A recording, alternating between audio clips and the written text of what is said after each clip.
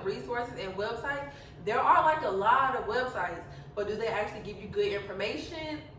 I don't know. Hey guys, welcome back to my channel. So today's video is going to be me sharing all of the resources that I used when I was applying to law school. I know I've done like a lot of little videos like this, like videos on each separate subject, but I wanted to do one video with all of the resources included. Someone actually suggested this video to me and I took your suggestion, so thank you for that. So pretty much going to go through everything that I used to apply to school, things that I've used to help me choose a school, things that I've used for the LSAT, pretty much everything in between. So yeah, don't forget to like, comment, and subscribe, and let's go ahead and get started.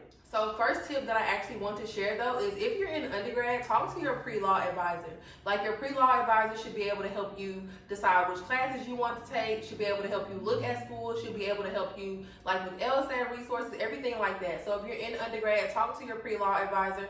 Even if you just recently graduated, try to talk to your pre-law advisor. They should be able to guide you in the right direction to start the process at least. But okay, so let's talk about the LSAT first. I do not think the LSAT is the first thing you actually should look into in this process, but I know the LSAT is what scares people the most, so we'll go ahead and start with the LSAT. So in terms of actually registering for the LSAT, taking the LSAT, you do need to have an LSAT account, LSAC. I think it stands for law school, LSAC. I can't even, law school. I can't even remember right now. I'll have all the links down below, guys. Pretty much on that website is where people will send their recommendations for you. That's where you'll have your transcript sent to. That's where you have to request your transcript. That's where you actually will apply for schools. You have to have that to be able to do anything in this process. So that's the very first thing you guys need to do is log on to that website, set up your account, put all of your information in there. Even like on there, they have a service that will actually send your information out to schools. The schools will actually be able to search for your information. So that once you actually take the LSAT, schools can send you fee waivers. They can send you information about the school. Schools can actually reach out to you. So pretty much make sure you put all your information in there. Make sure that your address and stuff is up to date. And just make sure that you are like good to go on that website, because in order to be able to do anything in terms of law school, you have to have that account. So that's the very first thing. And like I said, link will be down below for you to sign up on that website if you haven't yet. So in terms of actually taking the LSAT, the first resource I would say use for the LSAT is Khan Academy. Khan Academy is actually like the LSAT's tool or their website that they came up with to help people prep for the LSAT. It's a free website. Everything on there is free. You can go ahead and get on there and take like a practice exam to know where you need to start with your studying. So it'll tell you like, hey, you scored this. If you're looking to score this in the amount of 3 months or 6 months or a year, this is what you need to practice on. And then it will actually break down like what type of questions you need to do, what type of problems you need to do, what time frame you need to be on. Like I thought that website was really helpful, and I'm actually upset that I did not find it earlier. I actually started off my LSAT prep with the Power Score course, which like I said before, I think if you're like scoring in like the 120s, 130s, 140s, the Power Score course is really helpful. But I think if you're already like in the 150s, 160s, I don't think you need to focus on a course, because a course is going to teach you fundamentals usually. You probably need more like, I don't know, like something like tutoring at that point, or even like just self-studying, like you just actually taking a whole bunch of practice tests and then reviewing them thoroughly. Like not just saying, oh, I got this wrong, okay. Like actually going through and saying, I got this wrong, I chose this answer because I thought it was right based on these things, but this answer is actually right based on these things. Like doing that for A, B, C, D, and E, that actually is what helped me in the end. So in terms of resources for that, I would just say look on Khan Academy. I would say also like look on look at YouTube videos. That's something I did as well. I looked at YouTube videos, honestly. Also, another thing I did was like I went to Power Score and like Kaplan and Test Masters and 7 Sage and Blueprint, and I looked at their explanations for problems. So like if I got something wrong and I couldn't understand why, I would actually go to like Power Score's like blog website and type in the problem on there and then look on their websites for explanations. So in terms of like understanding why you got a question wrong, I think those websites are really good. But in terms of just like general websites for the LSAT, Khan Academy, if you want to take a course, there's a lot of different courses out here. But also what I ended up doing was using a tutor. And the way I actually found that tutor was through a Facebook group. I think I was a member of 2 or 3 Facebook groups, like LSAT Facebook groups, which I will leave down below. And I'll also leave like some LSAT group needs down below. Because another resource I want to mention is actually just like talking to other people about the LSAT. When I was able to like find groups where other people were struggling with problems or like struggling with a certain test, and I could like just go on the Facebook group and pose my question on there, that helped a lot as well. Even in terms of me finding my tutor, Brad, which his information will be down below as well. In terms of me finding him, I think I just got on there one day and said, hey, does anybody know of any good tutors? And people just like started tagging him.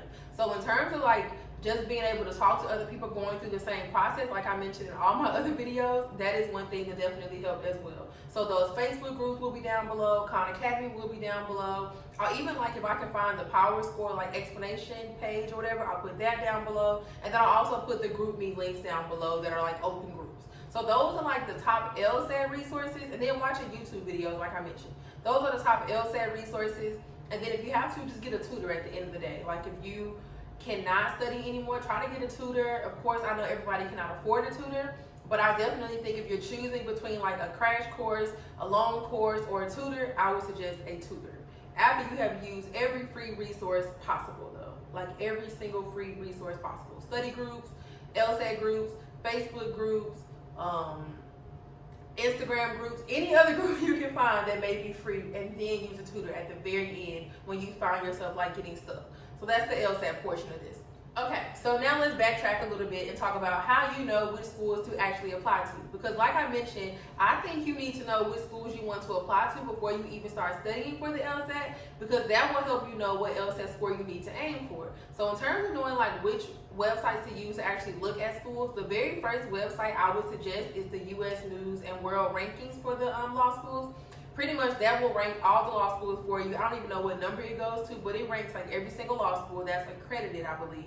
So pretty much you can go on there, you can look at schools in the T14, which are like the top 14 ranked schools, top 20, top 50, top 100. You can look on there, you can look at different schools in different areas. You can look at schools by like specialty rankings, like some schools are really good at like trial advocacy or like legal writing. You can look at schools based off of that ranking. So definitely start with that and look at the different schools, compare the different schools, look at their median GPAs, their median LSATs, look at all the information for each school. I would use that to start narrowing down your schools. Like that is where I would start. And then maybe like narrow down to, I don't even know, it's really going to depend on how many schools you narrow it down to. Because if you know you only want to go to schools in a certain state, your list is going to be smaller. If you only want to stay in a certain area, your list is going to be smaller. If you already are like 100% sure what type of law you want to practice, your list is going to be smaller. So it definitely just like depends on you. But when you get on there, try to have an idea in mind of like what you're looking for in the school. Like, do you care about diversity? Do you care about them having certain clinics? Do you care about them having certain externships? Do you care about, oh, I don't think I can get a 170 LSAT score, so let me not include anything where like their 25th percentile LSAT is a 170 because I don't think I can get that. Like you can really narrow schools down based off of that. Even for like your GPA, let's say that your GPA is like really low compared to most schools.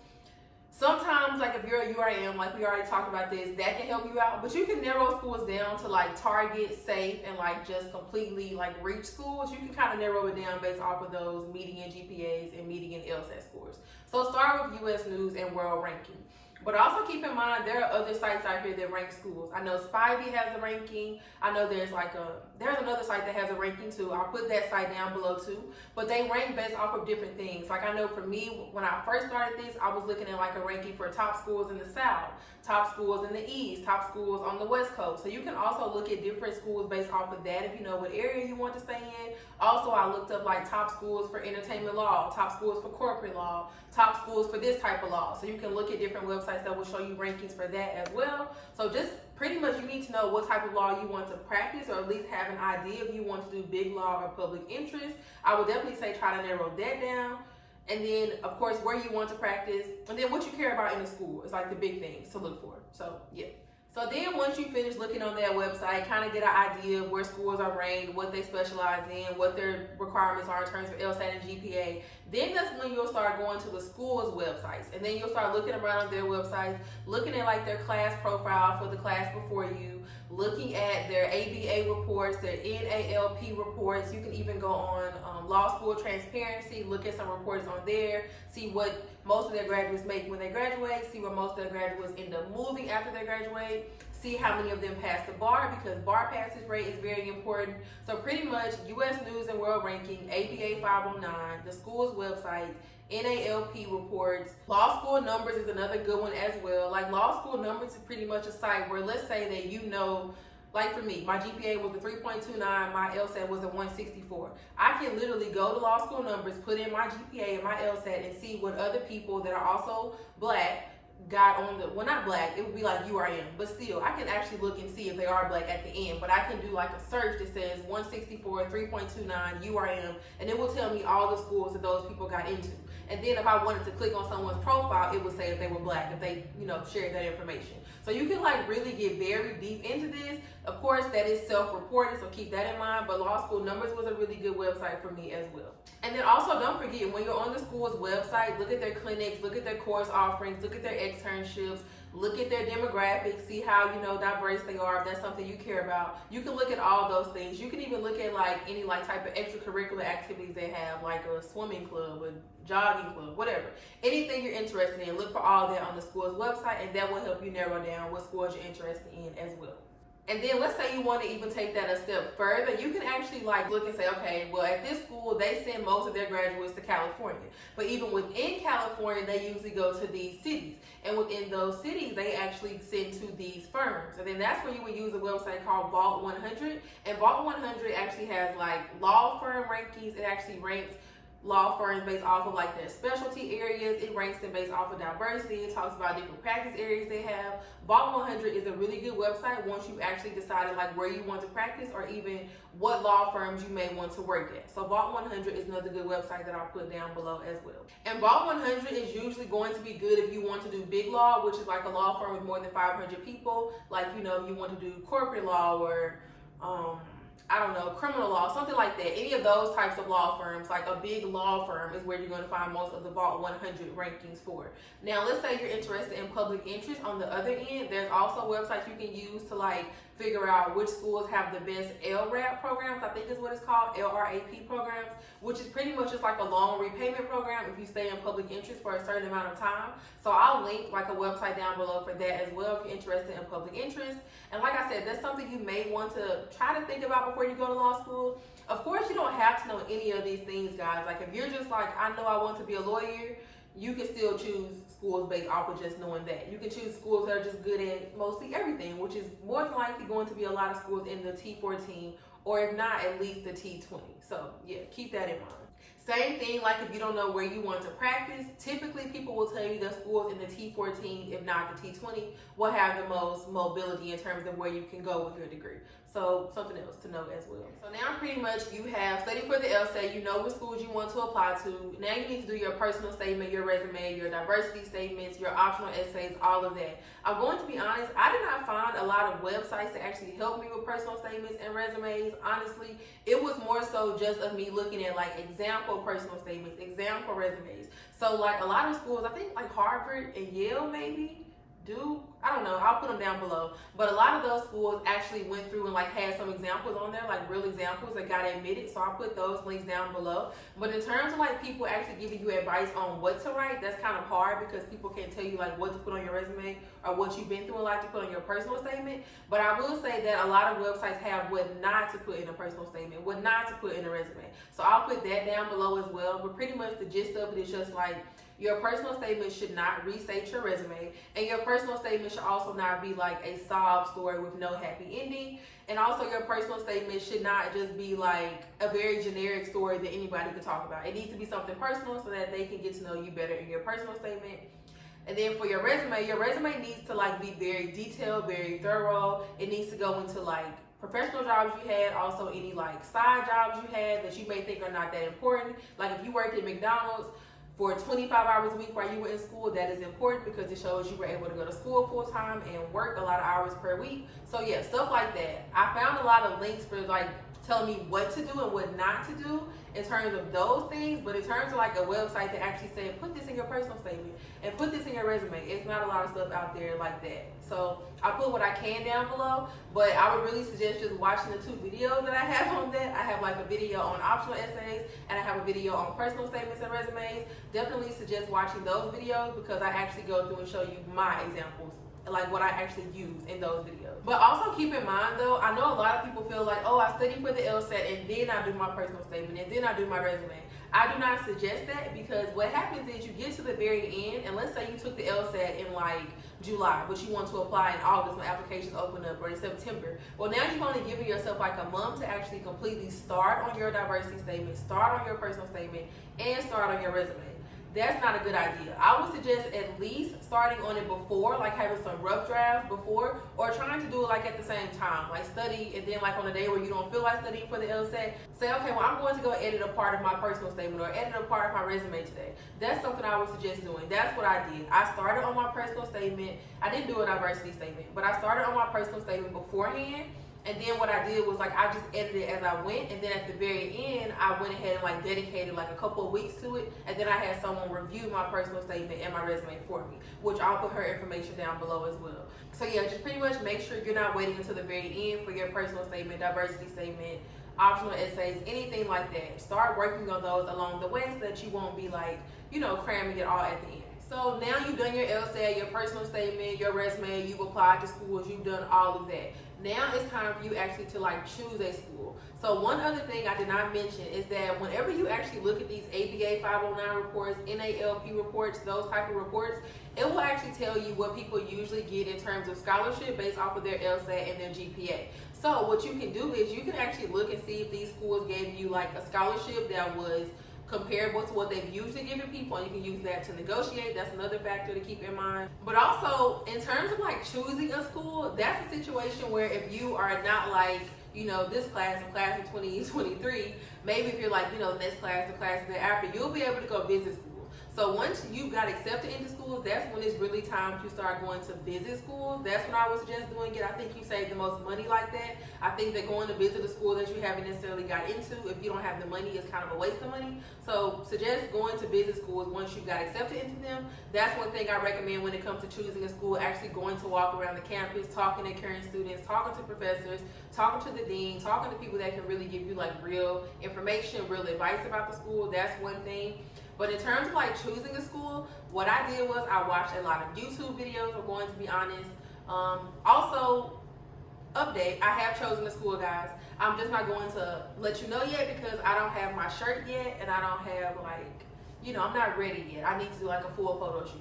So you guys will find out about my school very, very, very soon, but just not in this video.